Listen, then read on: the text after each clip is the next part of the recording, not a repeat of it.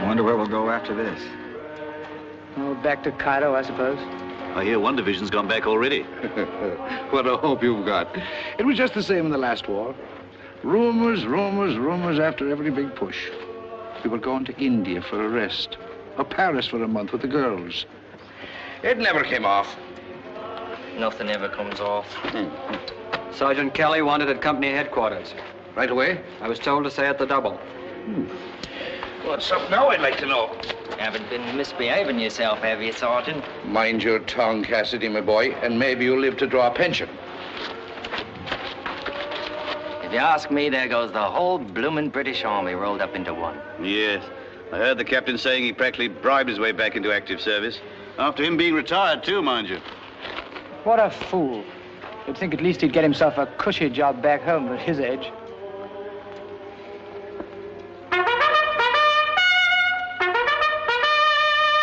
It is, by heavens, it is! What a bit of luck. A night's rest and the mail up before we turn in. Letters from home. Good. Come on, lad, hurry up, the mail. What, you blasted blinker baboon, you come back here. Mexican, come on. Johnson. Ferguson, Corporal. Sergeant Marcus. Right here, Corporal. Hill. Here. Corporal. Hi there. Corporal, here's a letter for you. Higgins! Yes, sir. Cassidy! That's me, Corporal. Pilcher! Here, Corporal. Spence! Here. Here. Here, wait, there's a package for you. Popular bloke, ain't he? Symes! Here, Corporal. Smythe! Here, Corporal. Bridges! Here, Corporal. Spence, William! Here, Corporal. my son. Your wife certainly won't need a photograph of you as long as he's around. Do you really think so? Most people say he's the image of his mother.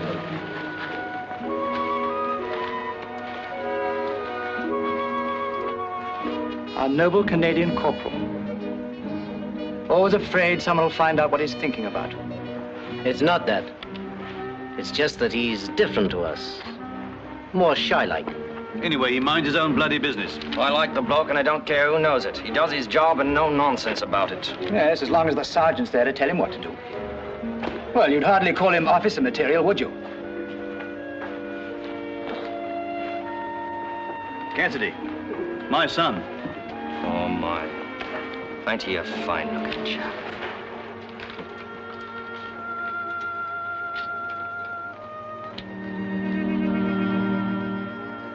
London, October the 24th.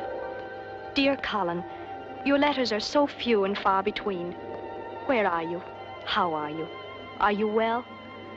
Only last night, Tom Benedict and I were talking about you. He's a war correspondent now and is making quite a name for himself. We talked about the cocktail party you took me to in Chelsea before the war, just after his first book had had such a marvelous success. Remember? I expect a lot of celebrities will be here. Well, there'll be free food and drinks. What's Mr. Benedict like? Really like, I mean. Oh, rather like his book. Highly successful. Would you have wanted to write his book? I like to write even a seed catalog that sells 30,000 copies in 2 weeks.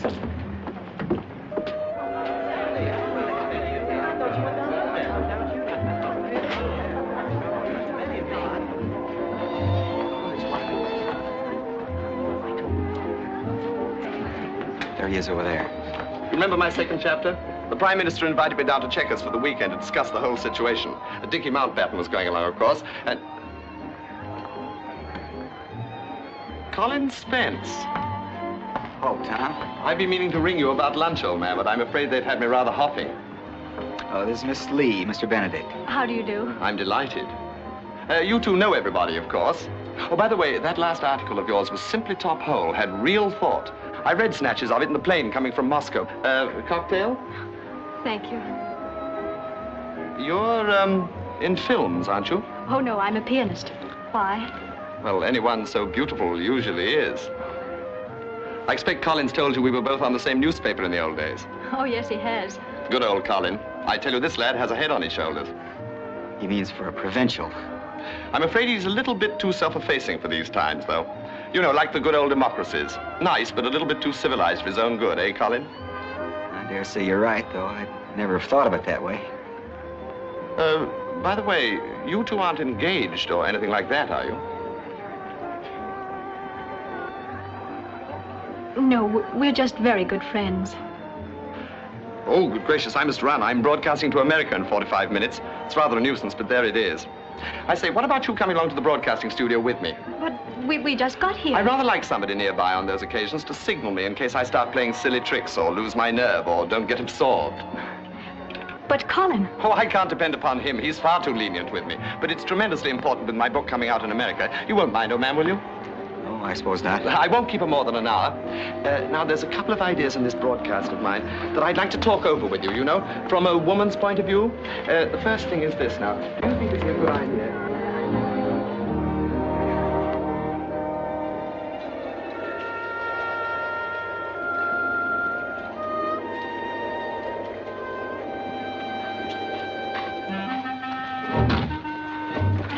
Corporal Spence. Corporal Spence. Oh, hello, Sergeant. Listen, lad, I've got orders. Oh, wait a minute, Sergeant. They're going to send us out tonight after promising us a rest. Oh, it's not as bad as that. We'll provide a daylight patrol for tomorrow. Just to look about. Why, yes. Why doesn't the Air Force get the job? Air Force. I'm sick of hearing about it. You think the rest of us were just out here on a picnic? This war, like every other war, is going to be won by men on their feet with guns in their hands. And don't you forget it. But from a plane, they could see more in an hour than we could all day. Perhaps, but they miss a lot, too. They go too fast. Check your ammunition and warn your men tonight. Well, you're coming with us, aren't you? You bet I am. I don't suppose you've got any beer from the loving folks at home. No such luck, but I can bring along a tin of pineapple. Pineapple? That's about as useful to a man with a thirst like mine as silk stockings to a mermaid. Pineapple.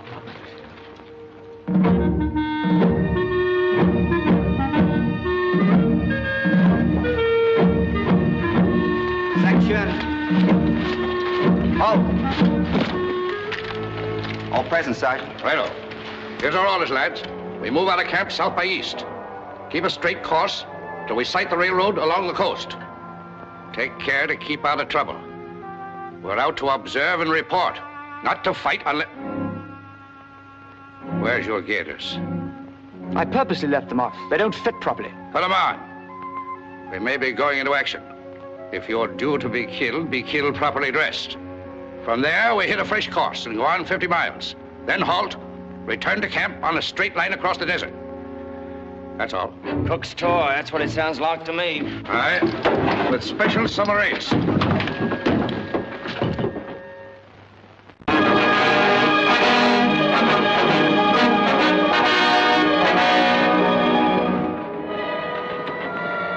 I don't suppose we shall see a blasted thing.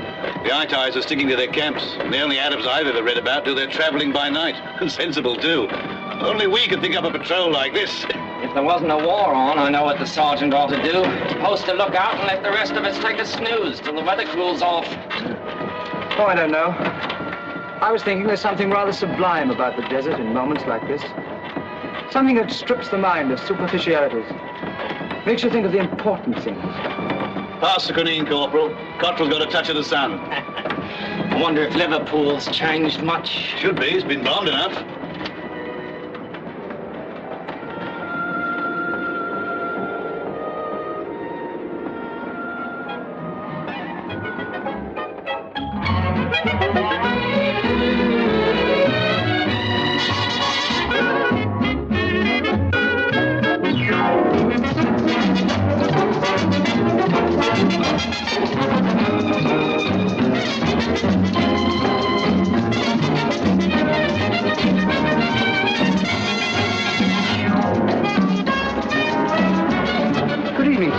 You have a reservation? Yes, Colin Spence. I don't seem to have your name, sir. But I rang you up last Friday.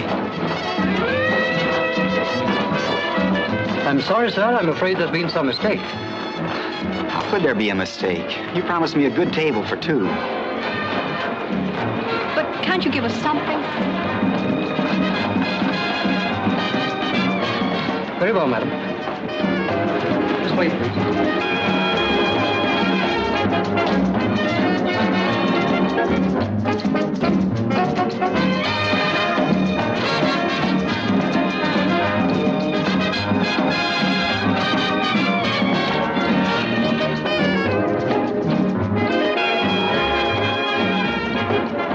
best you have? It's the only thing left, sir. But we shan't be able to see a thing. I'm sorry, madam. We're a bit crowded tonight.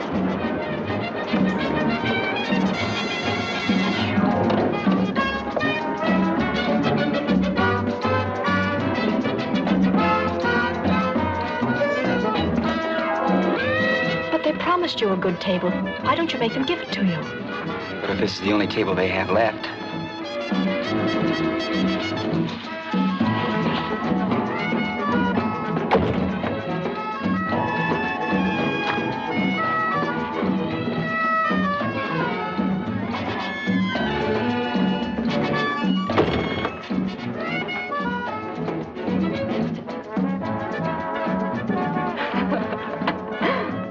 Well, what are you two doing hiding way back here? Hello. Oh, you won't be able to see a thing. I had reservations, but there was some mistake. Oh, nonsense. They don't make mistakes here. I hope you made a row. Oh, Colin doesn't like rows. Can't say I do either. But I know these people. They'll jolly well take advantage of you every time they can. And it's my birthday, too. Your birthday? Well, that's all the more reason why you shouldn't be stuck back here in a corner. The boy, send the head waiter to me immediately, will you? Especially, if I may say so, since you look so very charming. Oh. Well, please. I'm sorry, sir. I say, look here, what do you mean by telling these friends of mine that you've no decent tables? But, Mr. Benedict, there really isn't any space left. Well, add 2 more chairs to my table. These are my guests. Very well, sir. We really couldn't think of it, truly. Oh, but you're not, old boy. Definitely not. In fact, you're saving me from a very dull evening with my publisher.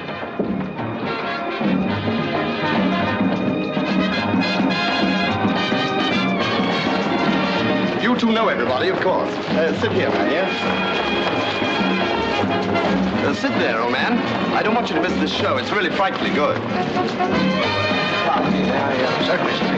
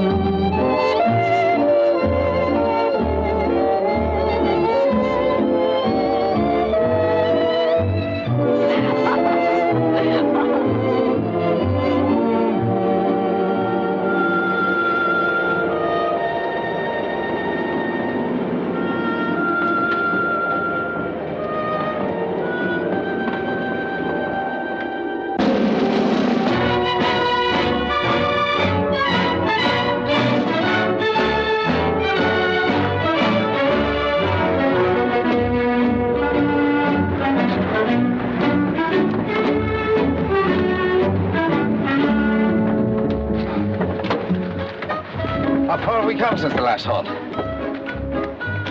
Oh, close to 50 miles, allowing for wheel slippings in the sand and deviations. And we better stop and have a bite to eat. What do you recommend for lunch, Sergeant? Best in the house, my boy. Biscuit, bully beef, and tea. Could you make it hot tea, Sergeant? Nothing like a nice cup of hot tea to cool one down. I dare say it does. The smoke of a fire might give away our positions.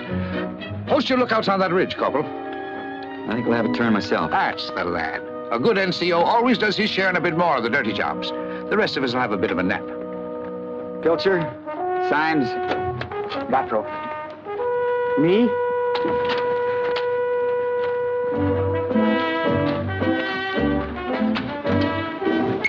Give me a hand with this Lewis gun.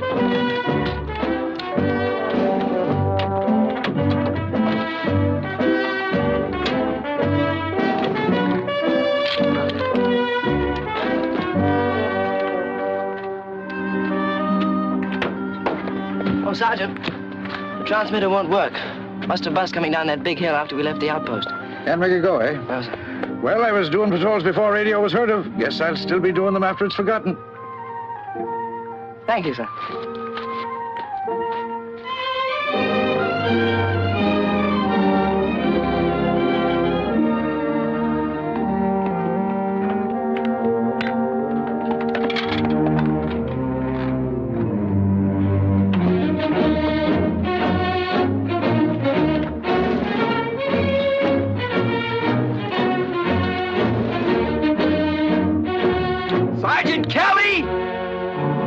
Sergeant Kelly!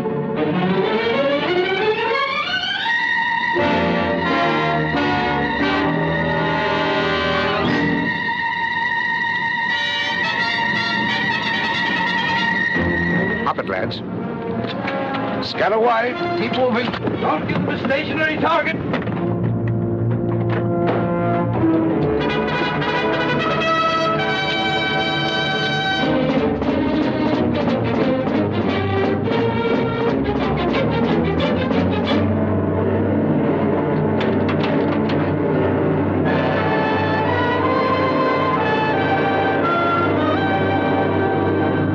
Sergeant.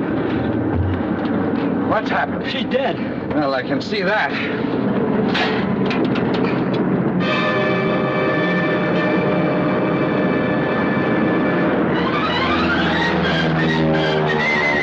Try for the pilot, Pilcher. Right. Cottrell, you go for the rear gunner. Right. It's the 80s. Better leave it here, boys.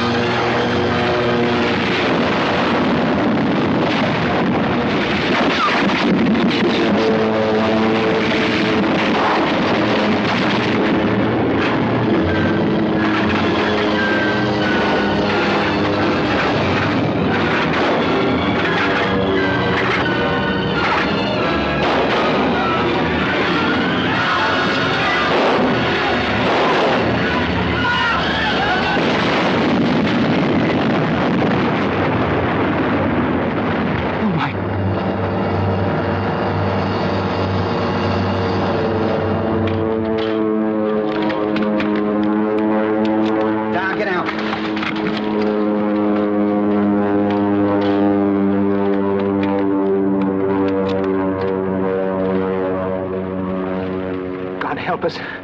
We're wiped out. We better get down there and see what we can do to help. What about them? I don't expect they'll be back, at least not till they reload.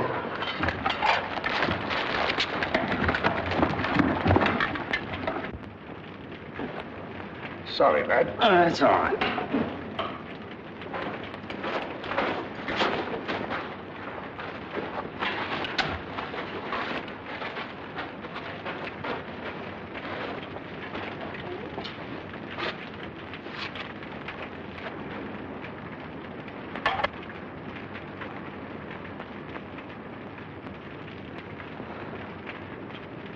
Eight dead out of 14. Did you stop one? No, a bit of a burn, that's all. Maybe I shouldn't have tried to start the blasted truck. I never figured the IDs would come in so smart. Still, you did get one of their planes, Corporal. Nice bit of work. Yes. And if he hadn't, it never would have crashed into our truck and those men.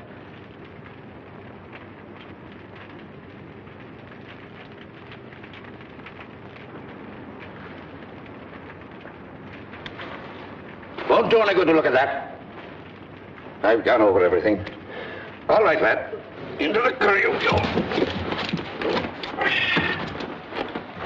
There's a hole in the petrol tank. I stopped it up, but I don't know how much petrol we have left. Well, we'll keep going till it runs out. The old gun's finished, Sergeant. Finished? Oh, it must have been a bit of that bomb. Sheared away the ejector and lock and pin clean as a whistle. And all we've got left are the rifles. And the Lewis gun? By the hook, you're right, and I was going to give you a ticking off for taking it out of the truck without permission. We've only got 3 drums of ammunition. The rest were in the truck. But there's ammunition in here. A dozen Mills bombs. We still have the food that's on our backs. We'll get through. Well, lads, I expect we won't see home tonight. The sooner we clear out of here, the better. Those Itais will be coming back. And this time they'll mean business. Symes, you do the driving. Thought we'd bury those poor devils. Don't worry. They'll never miss it. Nasty kind of death. I'm glad I didn't find any of them alive. Maybe they'll turn out to be the lucky ones yet.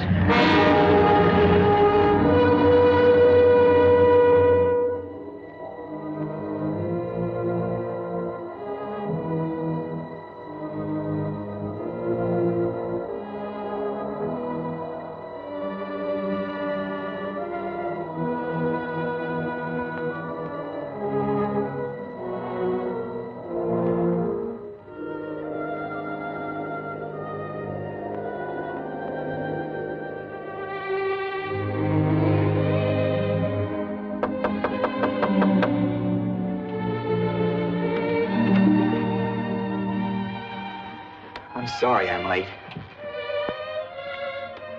Good heavens, when did you do that? Today.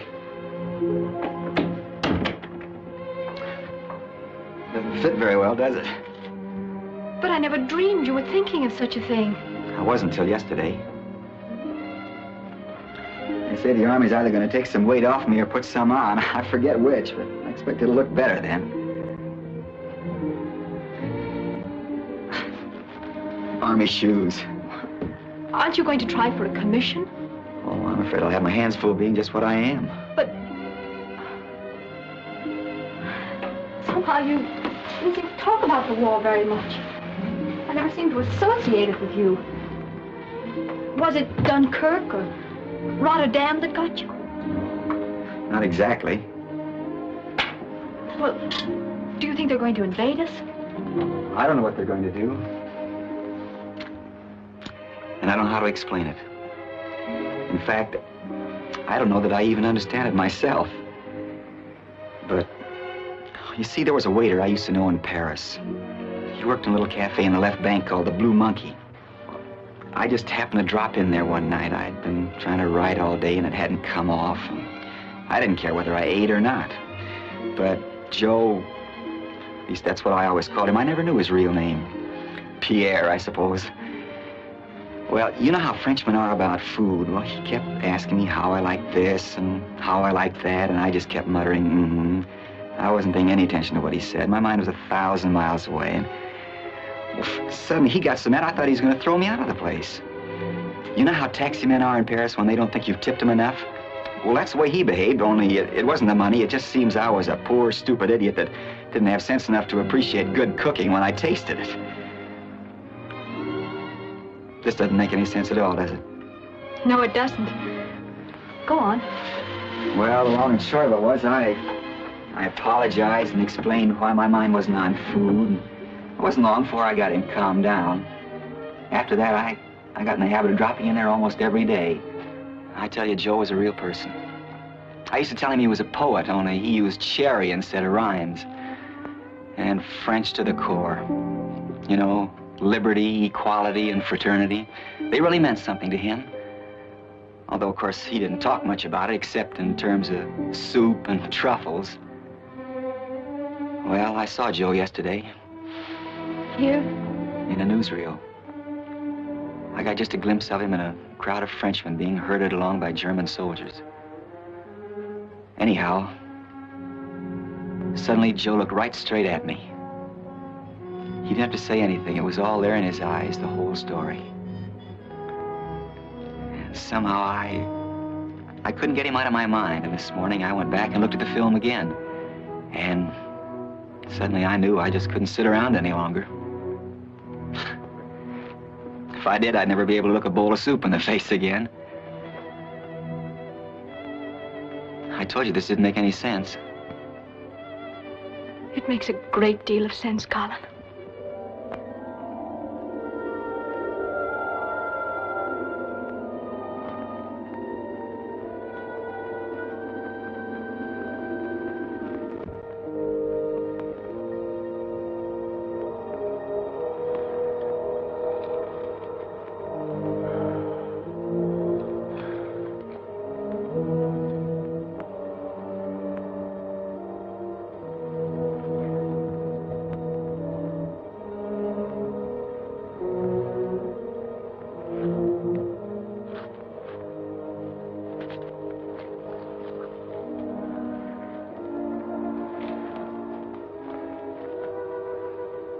Seen anything? Nothing. Kinda gives you the creeps, don't it? It's all this stillness. How would you feel if I told you we were lost? Lost? Yes, sir. Lost in this bleeding desert. Not a blasted thing, not a landmark in sight. Did you have a compass? No good. The needle's busted. They didn't tell the others, but that last bomb gave it too much of a jolt. It's worse than I thought. We have about 3 gallons of petrol left in the tank. You know what that means? Finish this trip on foot. Right you are. What about Cassidy? Well, he can ride while the petrol lasts. The only thing we can do is watch the North Star. Move on northeast and hope one of our planes spot us. Maybe they'll get the wind up back at headquarters and send out a searching party. Shall I shake him up, Sergeant? Just a minute. You know, if anything happens to me, you're in command. Well, nothing's going to happen to you, Sergeant. I mean, it can't. It won't, lad, if I can help it. Still, if I stop a packet, it's up to you to get the patrol back. And that's not an easy job. But I'm no leader. I haven't had the experience to take up a command like this with other men's lives depending on me. I can carry out orders, but I can't give them. I'm just a civilian with a couple of chevrons on my sleeve. Come to think of it, that's what most of us are. Yeah, but it's different with you. You've been in the Army all your life. We've come to depend on you, all of us. The men look up to you and respect you. They know you know your job. Why, I couldn't begin to take your place. Oh, nonsense. I've been watching you, lad. And you're not bad for a wartime educated amateur. You just follow the principles and the fine points of soldiering, and I'll put my mind on dodging the bullets. And we'll get home in one piece. All right. Hop it, lads. Time for your morning exercise.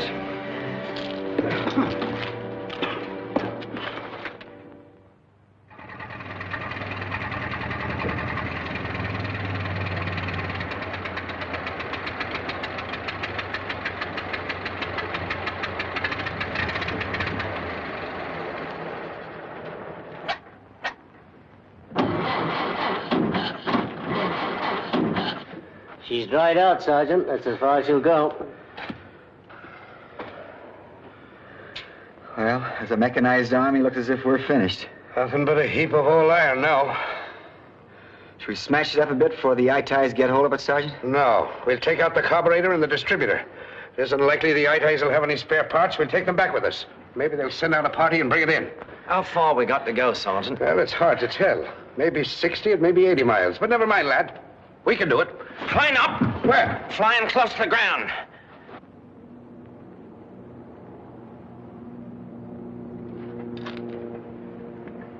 I believe it's one of ours. Yes, it is ours. Off with your jackets, lads. Wave away! He's probably only interested in getting home. He'll never even notice us. Hey! Hey, run!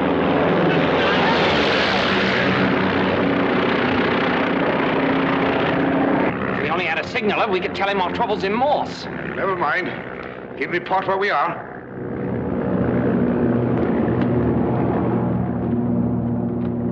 Proud of that little scratch, aren't you? Can't wait till you get home to show it off. See that you don't stop one in a worse place and have to lie on your belly to wave.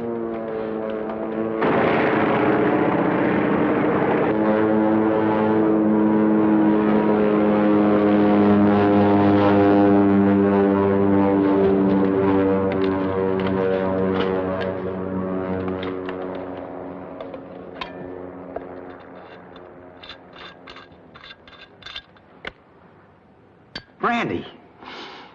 By Hawkey, that pilot's a gentleman.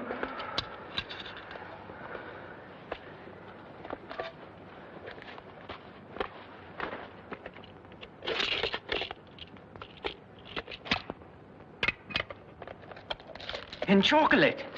Chocolate, and it makes you thirsty. All right, you needn't have any. What's that?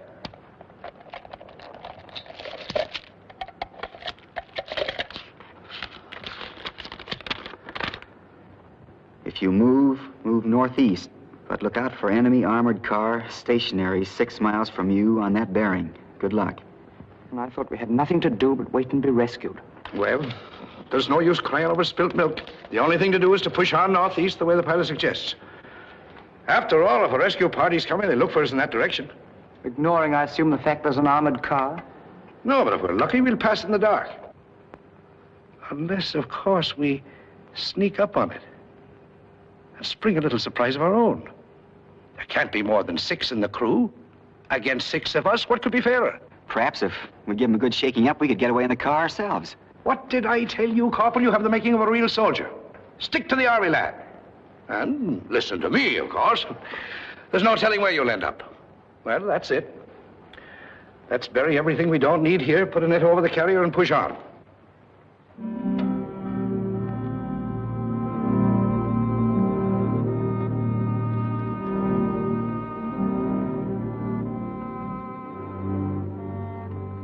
Fix your paintings.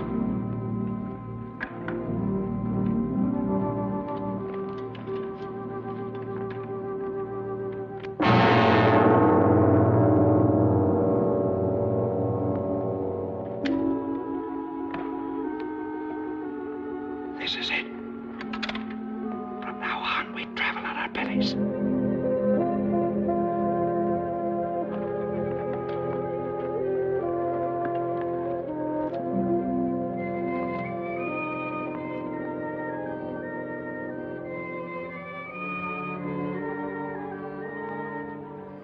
Just like us last night. Maybe. Our sentries wouldn't do that, Corporal. Look at the fools, just like high ties. Well, it shows you what bad discipline means. Remember that. We could shoot them from here, couldn't we? In this light, at this distance, with a bit of luck, we'd hit one, the rest would be in that car in no time. We'd never have a chance. No. We've got to surprise them. We've got to crawl without a sound from anyone. Corporal, you and Cassidy go after the sentries. You'll have to belly flop. Yes, Sergeant. The rest of us will go behind that smaller hill and crawl up over the shoulder. Check your time. It's 11 o'clock. You'll be in position before we will. So wait till you hear a shout or a shot, then lay them out. What if they spot us first? Open fire. Wherever we are, we'll go in and shoot them up. You understand that, lads? Good luck.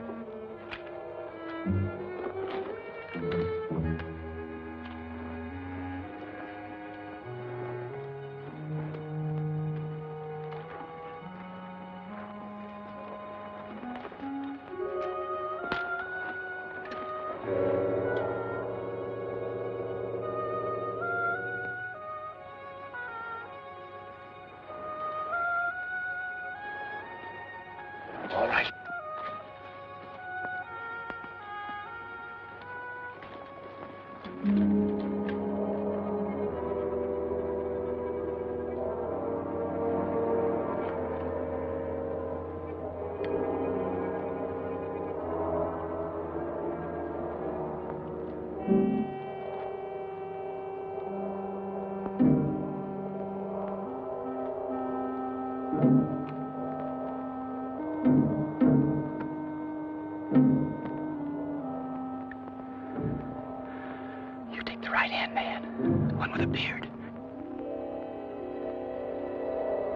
That's a stunning head. It'd look nice mounted.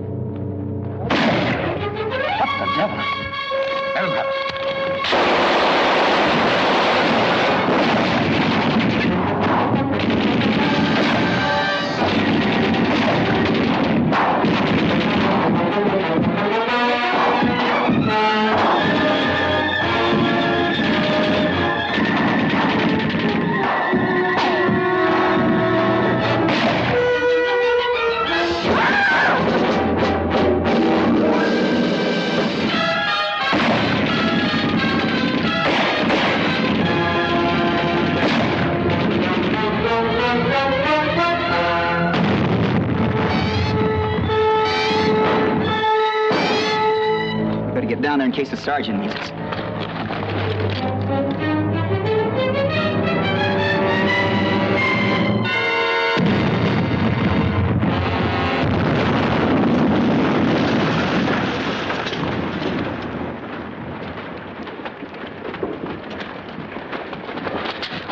What happened? Symes had his safety catch off. He slipped and let off a round. We still had a long way to go, so we made a dash for it.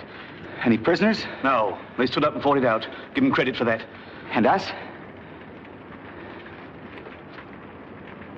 Poor old Symes. Grenade.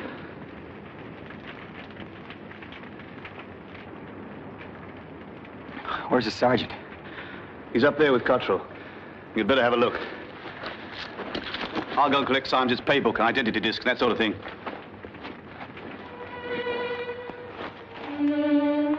Where'd you get it, Sergeant? Groin. Get those sentries? Both of them. You'll be in command from now on, Corporal. And you're in a tight corner. No sense denying that. Don't forget what I taught you. Drive them hard. Watch the water. By the way, how much of it have you got left? Less than a bottle between us. Now remember this. When they think they're done in, there's still a little bit of strength left in them somewhere. You better clear out of this. That fire can be seen for miles. Well, you can't move now. And you'll have to go on without me. Leave me. Well, the devil we will. Corporal Spence, I'm still in command of this patrol. And I'm giving an order. I'm sorry, Sergeant, but we couldn't do that. It's insubordinate.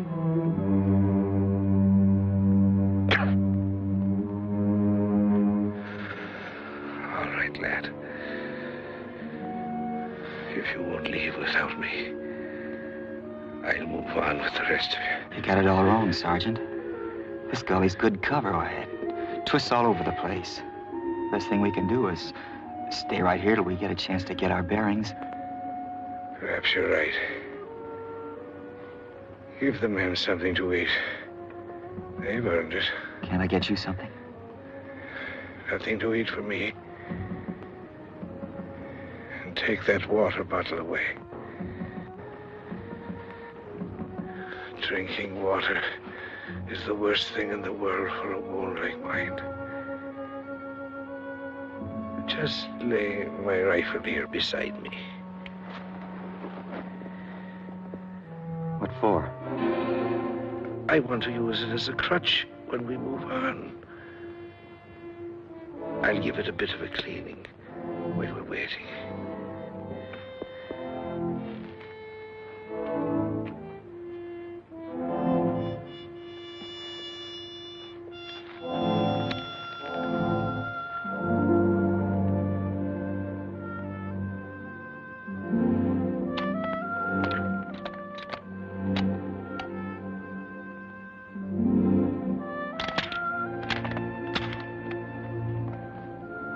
What's all that for, Corporal?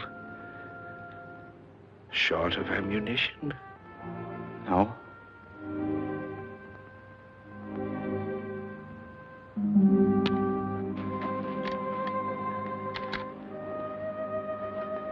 Have a go at this brandy. No. And that's the first time I've ever refused brandy. Spoiling my record. Go along now and see to the men.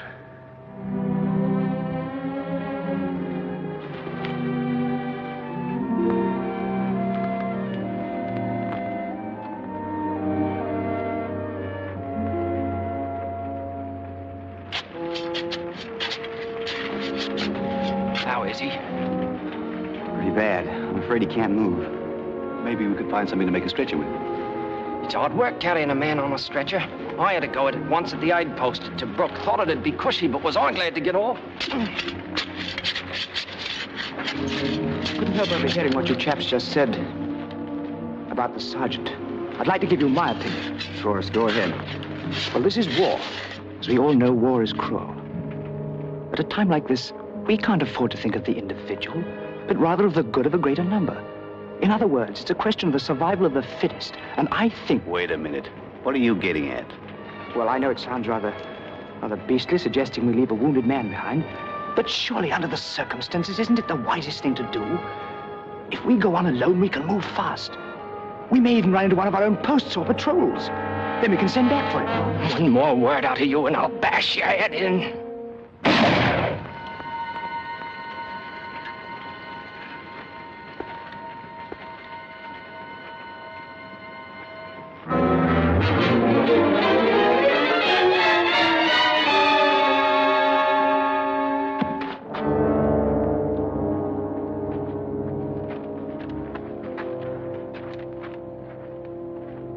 How did he do it? I unloaded his rifle before I left.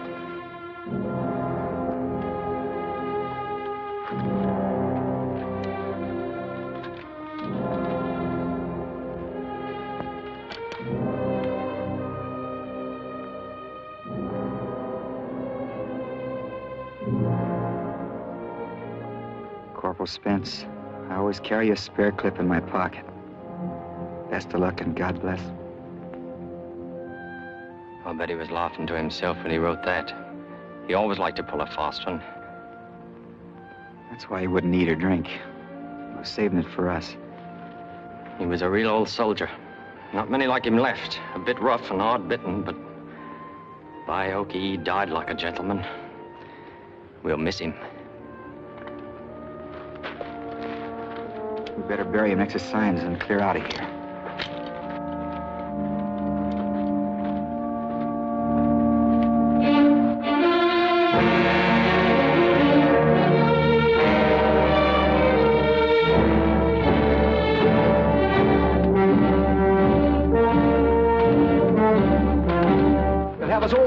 The rate we're going. Better than being captured or dying of thirst. Well, this gun's getting heavy. Why don't we stop and rest? Because we're going to finish this trek as quickly as we can, all four of us. Even if it kills us, understand? Good heavens, Corporal. For a minute there, I thought it was the sergeant himself talking.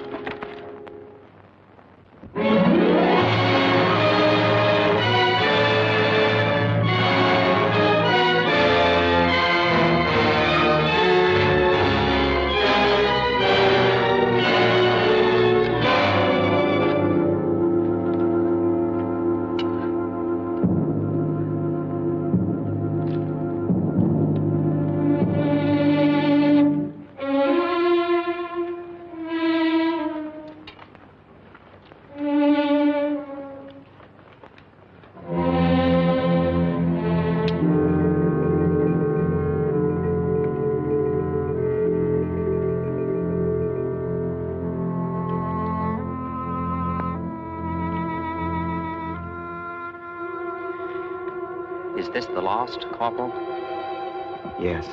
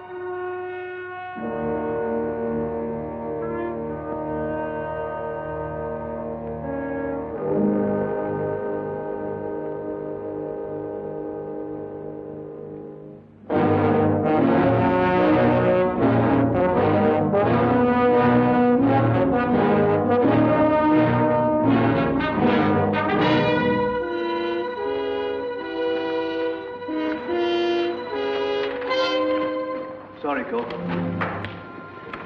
Look. Wheel tracks.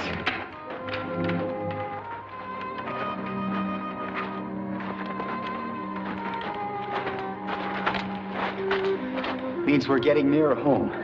Nearer the eye ties, more likely. I don't suppose any of our lorries have been here lately. If they're eye ties, we can give ourselves up. That's better than dying here. Give ourselves up. Oh, I didn't know I had that much strength left. I could crime her for that, you know.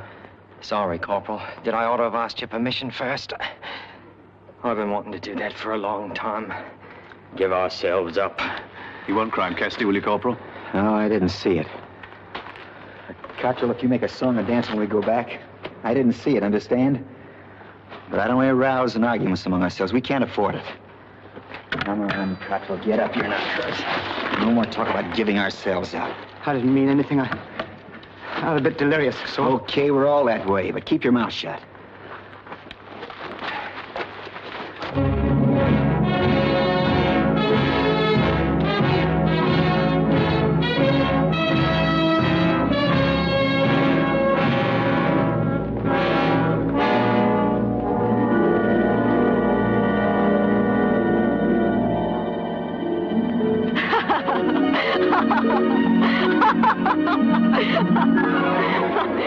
I'll race you to the raft.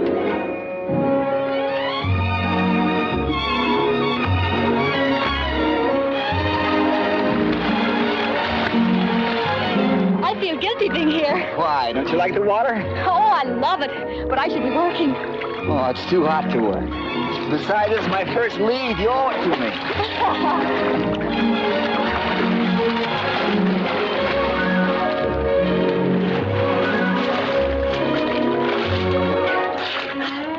An engagement to be with you, I'd have you know. Tom?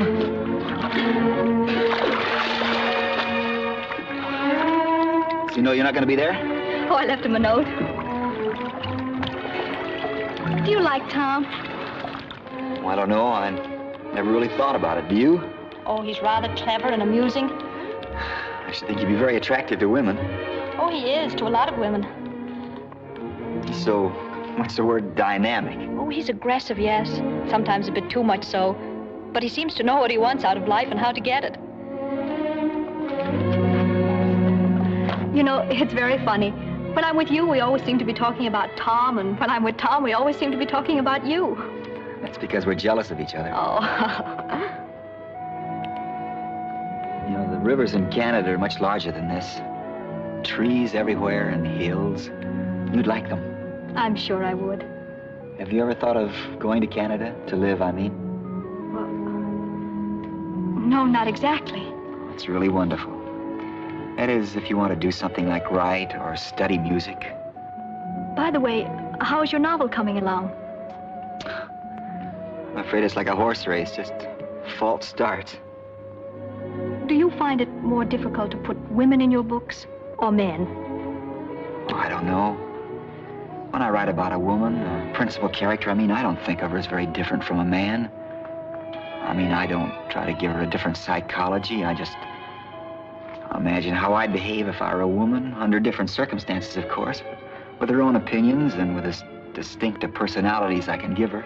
Oh, I see. Of course, it may be a pretty rotten formula, really. Oh, it's not a rotten formula at all. It ought to make some very good books for you. But I don't think it'll take you very far in real life. You don't? Unfortunately, women aren't just like men. They don't talk like men. They don't behave like men. For instance, when a woman's in love, she's helpless to do anything about it until the man opens his heart first. Oh, of course she can scheme and contrive to make him declare himself, but the initiative is really with him. That's just one point. I guess it makes a great deal of difference. Or do you think so? Maybe that's what's been wrong. Maybe I haven't given my characters the right point of view. Maybe they've been afraid of too many things. Afraid of what sort of things? I don't know. Did you ever know anybody who didn't like to open a telegram or look at a bill from a tailor or wouldn't ask a girl to dance because probably she'd already promised to dance? or walks up and down in front of a house trying to make up his mind to ring the bell, or just won't take a good, healthy slice and bite of life because it mightn't taste good. Well, if you have, you've got a pretty good idea of the kind of book I'd write. Shall we swim again?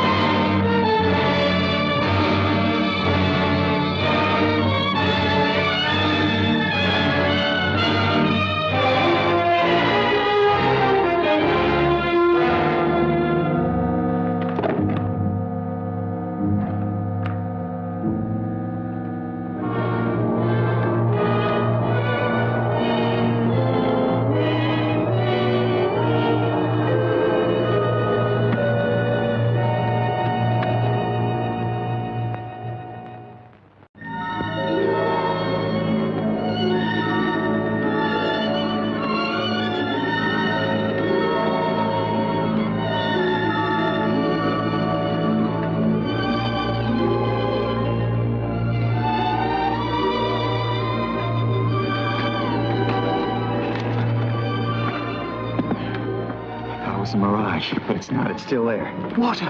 We're saved. Stay down. Suppose it's occupied. But there's water there. We've got to have water. I don't see anybody moving. No trenches or pillboxes. It doesn't prove anything. We've got to be sure. But it's too hot to stay here. We'll go mad in this heat. The sun will be down in a couple of hours. We can wait. You can say that because it doesn't affect you. Nothing affects you. You're not capable of thinking what this means. My mind may not be the sensitive mechanism yours is, Mr. Corporal. But I can get just as thirsty as you can and just as hot, too. And I still say we can stick it if the Corporal says so. A sort of gully over there with some shade in it. No need to roast ourselves. Come along. Keep down, all of you. The idea is we go call for a drink as soon as it's dark, eh, Corporal? Thinks the place a blasted pub, doesn't he? Oh, wish to heaven it was. Do you suppose there's any dates on those palms? Proper chance. It's spring, you fool. Spring? If this is spring, what'll summer be like?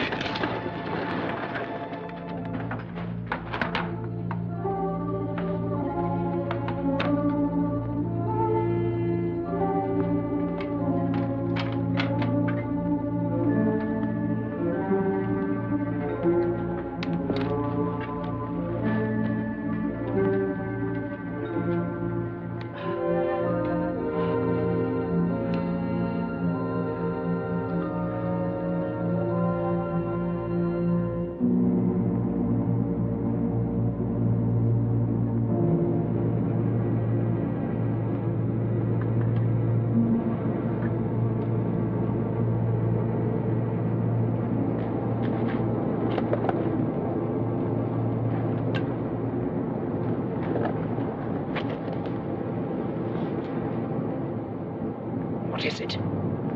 Can't tell. Doesn't look like one of ours, though. Fighter? No, it's pretty big. What would a bomber be doing here alone? Might be looking for someone. It's coming down. Why don't we fire a few shots to attract attention? It's a Jerry. Jerry?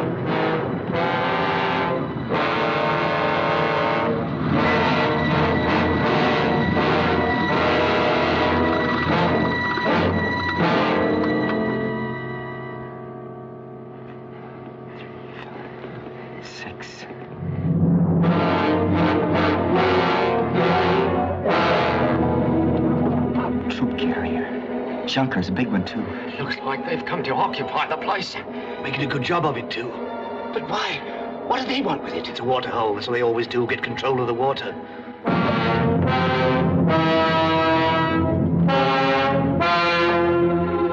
I tell you, we're finished. We'll all die of thirst. And for what? This desert? I told you it was insane. We're not as bad off as all that. There's still a tin of pineapple and a bag of grenades there. Pineapple? You swine! You filthy swine! Keeping it back Well, they're all dying of thirst. Watch your front. You're on guard.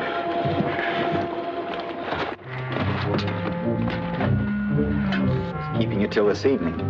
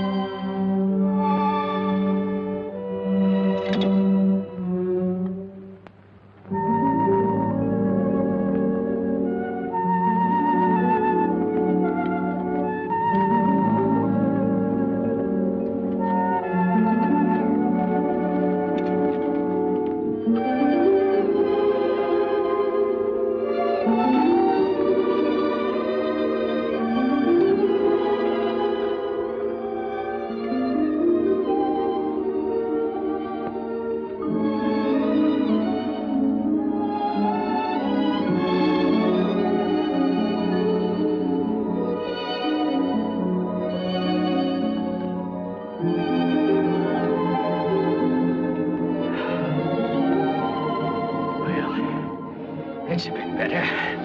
I think I carried those bombs for all those miles, never thought of looking inside.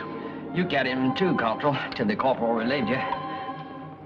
If we'd known where it was, we'd have finished it a long time ago and they'd be just as thirsty as ever now. What do we do now?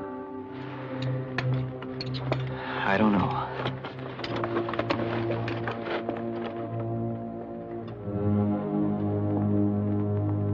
Got an idea, but I want a little time to think it over.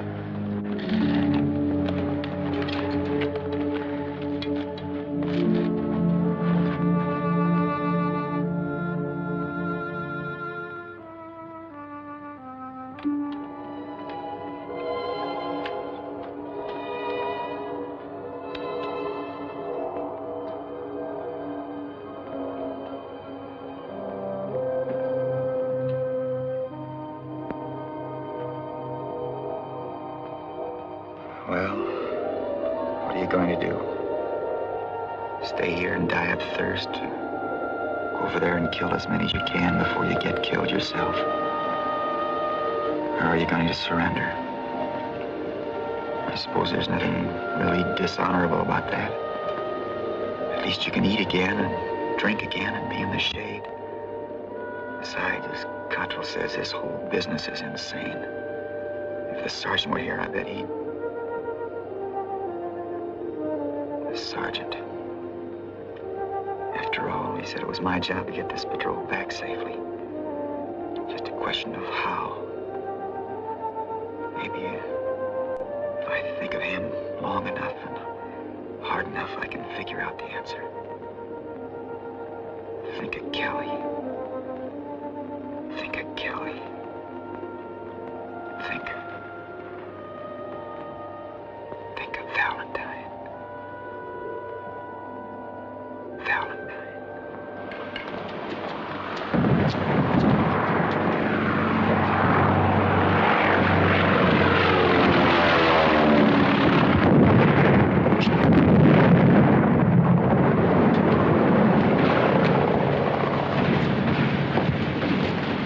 Well, it looks as if this is really goodbye. Yes, I expect so. It's going to seem strange not to be able to see you or talk to you. Oh, there's nothing to prevent our riding, is there? No, of course not. Hurry it up, lad. You won't go out till it's all clear. No, I'll wait here. Oh, Tom Benedict rang me up today to say he'd meet us here. He'd be very disappointed if he doesn't get here to say goodbye. Yes, it'll be too bad, won't it? You've been seeing a lot of Tom lately, haven't you? Oh, yes, quite a lot. I should think it'd be very exciting being married to a man like him who's always in the thick of things. Oh, yes, I expect so. Colin.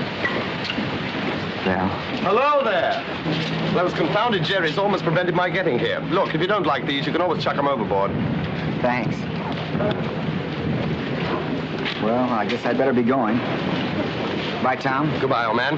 If you don't mind my saying so, I think you're a bit of an ass going off to war as a private when you might just as well have had a commission. I prefer it that way. Oh, it's nothing to be ashamed of. Lots of chaps feel the same way. I expect really it's the only comfortable and honorable way to get through this war. Take orders and do your job. Oh, goodbye.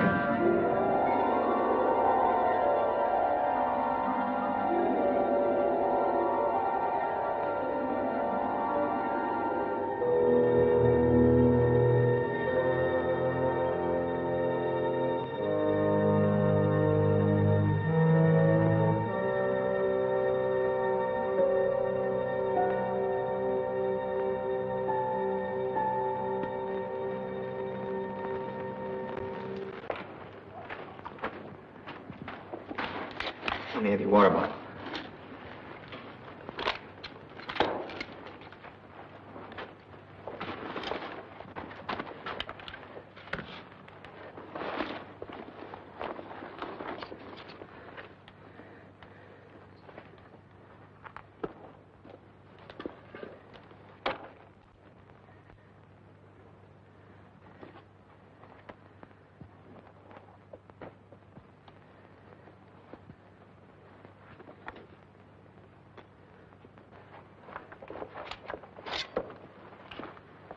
What you gonna do?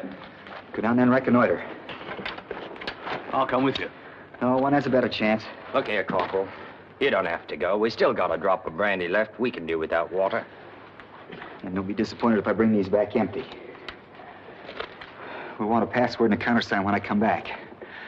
How about Sergeant Kelly? Password Sergeant, countersign Kelly.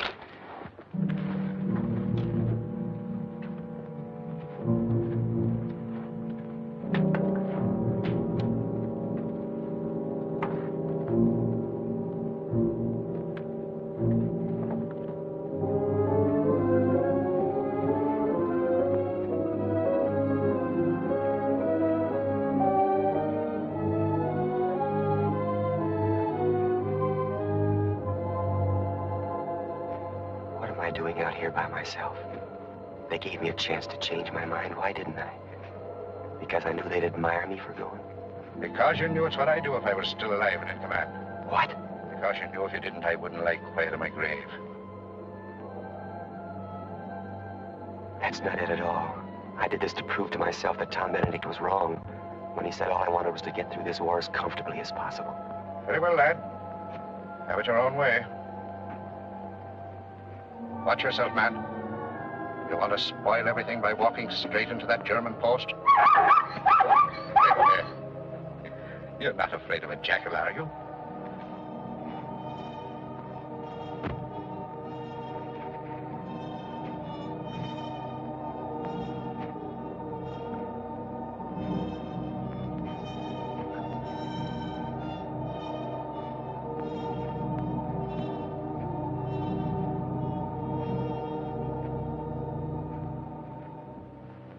This is crazy. Maybe you ought to slip back now while there's still time. I can always say the oasis is too well guarded. I've got to get out of here. Oh, don't get excited. Of course you're scared. Never knew a soldier yet that wasn't scared at a time like this. But go on. Stick it out anyhow, lad. But I'm no hero. I'm no leader. I told you that. Depends on what you mean by leader. A leader's not just a man who looks at his watch and takes you over the top. He's somebody you can trust to do his job. Maybe give you a better chance to save your own skin. Prove to Cassidy and Pilcher you're that kind of a man. Wait a minute, lad. We're almost there. Maybe you'd better walk after all. You'll get the job over with quicker. Might be safer, too. If they see me crawling, they'll know I'm an enemy. If I'm standing upright like as not, they'll take me for one of their own schweinos.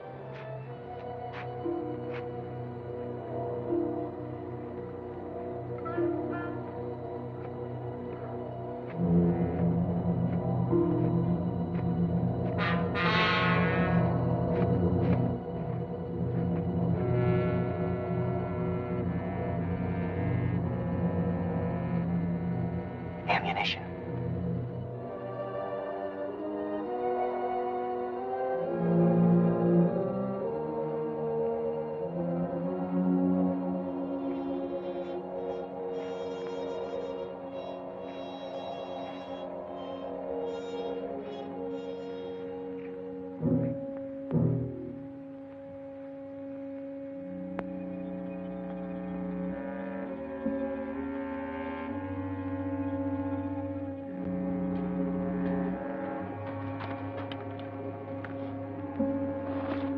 Food.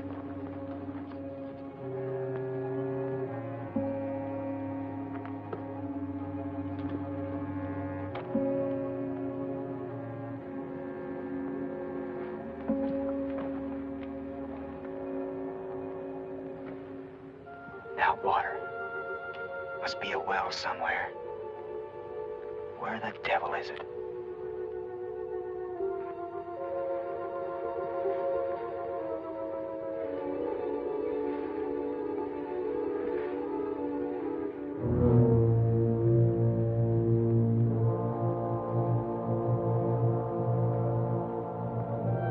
All you have to do is to take your Mills bombs, pull the pin, and pitch them over. It seems a mean trick to kill men in their sleep. If they were awake, they'd kill you quick enough. Throw the first one farthest, then get a decent place under the bushes, and pitch the others. In the confusion, they won't know which way to move or fire, and you ought to be able to get away.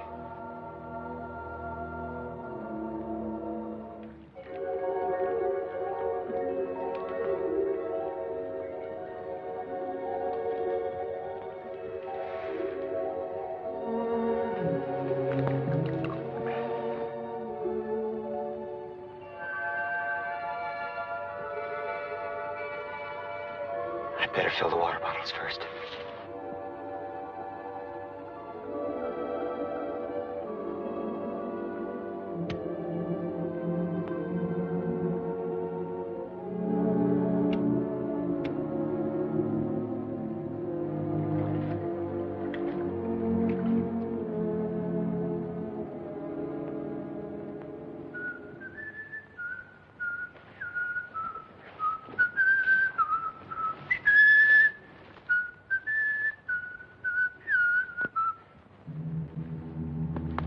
Aufstehen! Ablösung vor! Aufstehen! Ablöse! Aufstehen! Too late, lad. Better get away from here. The others will be coming back in a moment.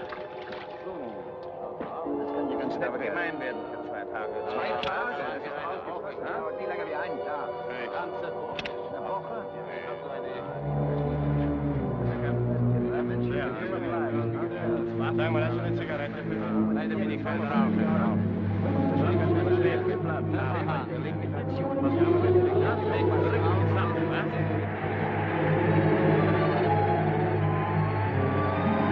Am Sehen. Ja, schaut so aus. Hamzine. That's Arabic. I know. They think there's a sandstorm coming.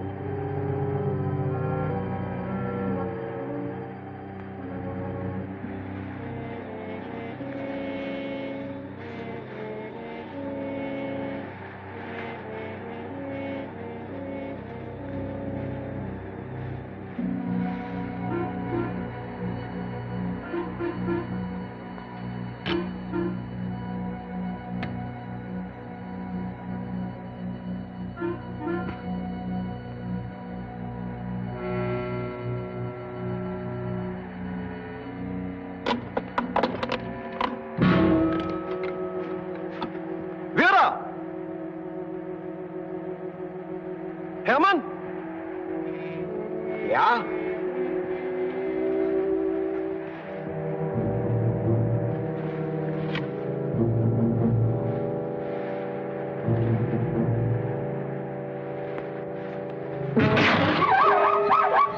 Was ist denn?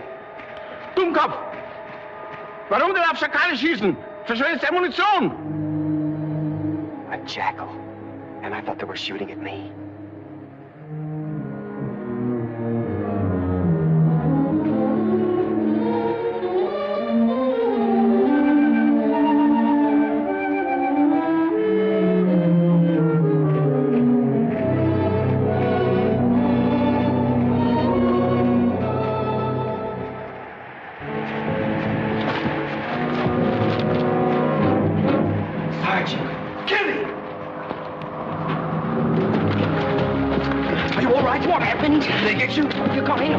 Water. Food.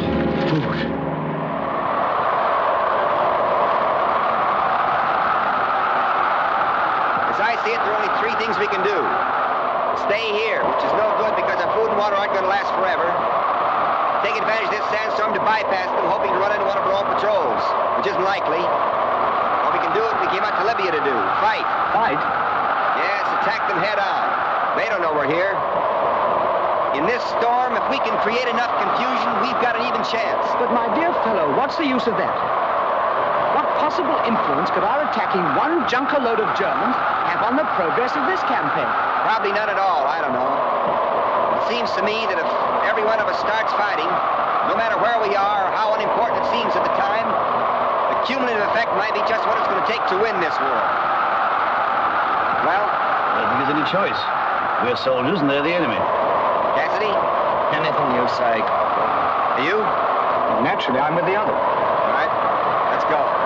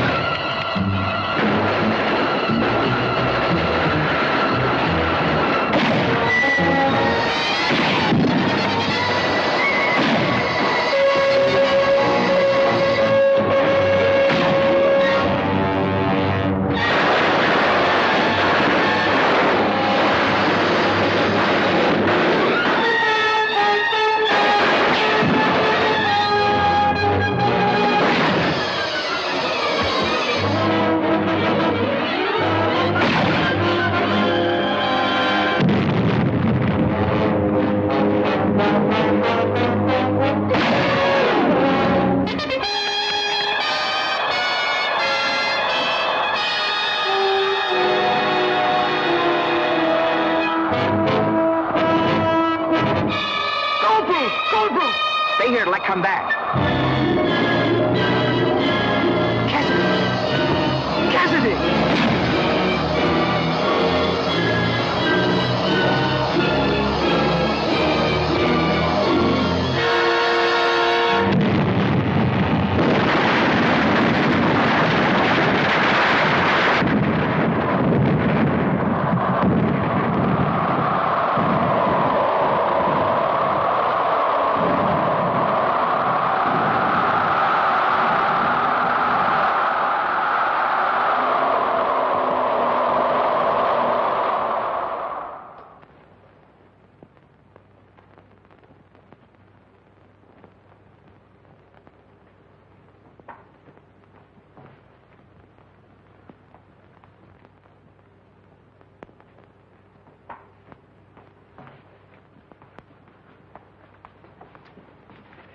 I remember that tree.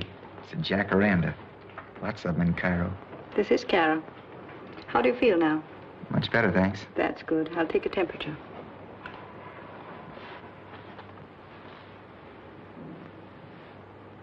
Have I been here long? Be careful. Don't bite it.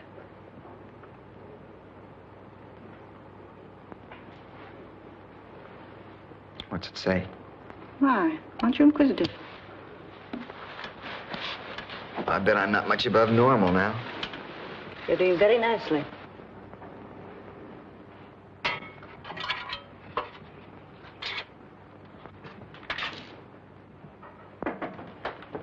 Hello, Corporal. Hello, Cottrell. Now, really, you've got to be quiet. I'll only be a moment. What happened out there? Well, it seems that when I threw that grenade, it landed in the ammunition boxes, and that was the end of Jerry. How did we get here? They'd sent out a patrol for us after all. Fortunately, they saw us smoke and came over to investigate. And Cassidy and Pilcher? A shot from behind has got Cassidy. He never knew what hit him. Pilcher's blooming along the hall. Oh, by the way, he sends his congratulations. So do I. What for? The Distinguished Conduct Medal, of course. What rot. They don't give a man a DCM just for saving his own skin. Oh, I don't know. Not bad to be a bit of a hero with a red and blue ribbon on your chest. How'd they find out? Well, I had to make a report. I told them exactly what you did. Besides, they found the bodies and the radio and the plane all smashed up. Of course, I told them that I'd really had very little to do with it, but the commanding officer insisted on recommending me, too. Congratulations. Well, after all, we did put up a pretty good show between us. Oh, and there's a long account of it in the Egyptian Gazette. And also the London papers, too, I expect. What? And there's a war correspondent outside who wants to get your story firsthand. Get rid of him. Oh, I say, do see him, won't you? Really, he's terribly keen about it. Okay, send him in. I'll deal with him. All right. There's a cable for you. Just arrived. Thank you.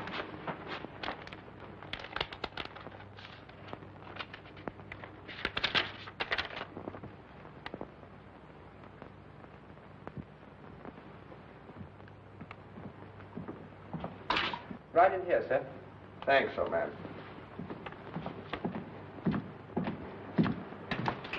Well, this is a bit of all right, old boy. Hello, Tom. How'd you feel? All right. Well, well. You're a hero. I could hardly believe it. I was in Alexandria when the report came through mentioning your name, and I came right over. Look, you want my story, don't you? Rather. Then you do something for me first. I want to send a cable. Okay. It's to Valentine. You know her address? Yes. Say, thanks. I want to marry you. We'll send an engagement ring. Love, Colin. Oh, what is this, some kind of a joke? I don't expect she'll think so.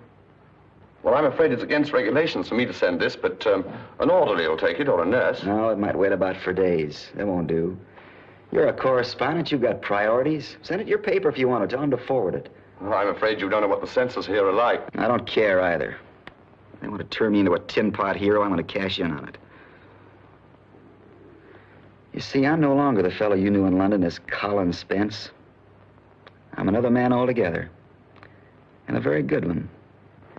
I had to come all the way out here to meet a tough sergeant named Kelly who was born in a slum and educated in an army camp before I was fit for a woman like Valentine. He's dead now. But he taught me one thing. If I want Valentine or anything else worthwhile in life, I gotta fight for it. That's not a bad thing for a man to find out, is it, Benedict? Or for a nation either, for that matter, to fight. You're delirious. Never mind what I am. Go get that cable off. I'll murder you if you don't. I've killed men, you know. Men that'd make a meal of you. You think I'm joking. But you're not quite sure, are you? I'll remove that doubt. I'm not.